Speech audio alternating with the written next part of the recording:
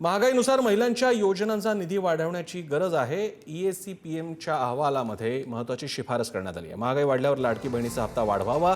EACPMच्या अहवालात सुभद्रा योजनेचाही उल्लेख आहे। महाराष्ट्रातील लाडकी बहीण योजना आणि ओडिशातील सुभद्रा योजनाचा अभ्यास करत या योजनांमुळे महिलांची बचत वाढली, घरगुती खर्चाला हातभार लागला आणि कुटुंबाची आर्थिक स्थिती सुधारल्याचंही अहवालात नमूद करण्यात आलं। दिल्लीहून शिवाजी काळे आपले प्रतिनिधी आपल्यासोबत आहेत। शिवाजी,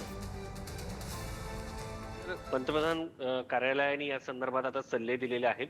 सुरुवातीला असं वाटत होतं की ही योजना जी आहे राजकीय हेतूसाठी आणलेली योजना आहे, मात्र या योजनेचे चांगले पडसाद देखील आता पडताना आपल्याला पाहायला मिळत आहे। पहिला मुद्दा म्हणजे महिलांच्या बचतीमध्ये यामध्ये वाढ होत आहे।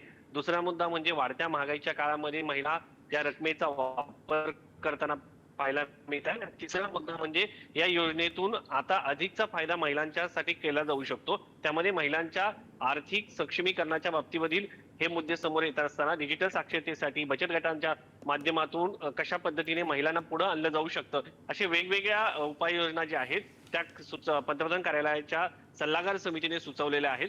दोन राज्यांचा या ठिकाणी उल्लेख करता होताना पाहायला मिळते। एकंदरीत जर पाहिलं गेलं तर निवडणुकांमध्ये मोठ्या प्रमाणात मतं मिळावी म्हणून ही योजना आल्या असल्या तरी याचा चांगल्या पद्धतीने महिलांना उपयोग केला जाऊ शकतो। त्यामुळे या महिलांना जे पैसे दिले जातात ते महिन्याच्या एका ठराविक रकमेला जर आले, वेळेला जर आले तर महिला याची योग्य प्रकारे गुंतवणूक देखील करू शकतात।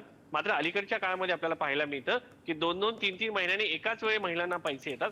त्यामुळे त्यांना एका विशिष्ट वेळेमध्ये, विहित वेळेमध्ये त्याची म्हणजे पोस्टामध्ये गुंतवणूक म्हणा किंवा डिजिटल साक्षरतेसाठी म्हणा किंवा एखाद्या कोर्सेससाठी नियमित फीस भरून त्याच्यामधून नवीन शिक्षण घेण्यासाठी म्हणा, याचा उपयोग होत नाहीये। याचा उपयोग व्हावा याच्यासाठी त्याच्यामध्ये नियमितपणे हे पैसे येणं अपेक्षित आहे। त्याचबरोबर अशा योजनांमुळे महिलांच्या जीवनामध्ये काही बदल होताना पाहायला मिळतात आणि हे बदल चांगले आहेत, हे एकंदरीत यामधून पाहायला मिळत आहे।